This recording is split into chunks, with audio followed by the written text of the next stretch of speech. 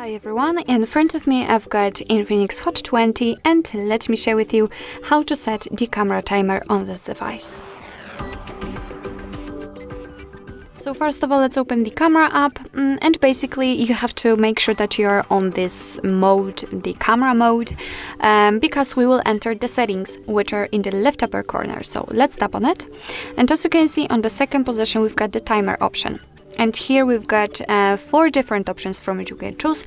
Of course, currently we've got this we've got this option off, but we can set 3, 5 or 10 seconds delay. So in order to set the timer, you have to just tap on the option. As you can see, I've just chosen 10 seconds. It is immediately notified right here, so we can go back to the camera and tap on the shutter button.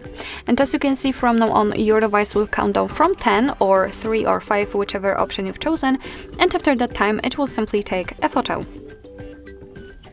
Alright, and as I said, it will work the same with all other options, just the time from which your device will count down will be different.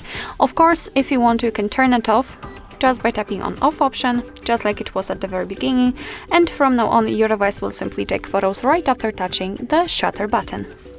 So basically that's all. This is how to set the camera timer in your INFINIX Hot 20.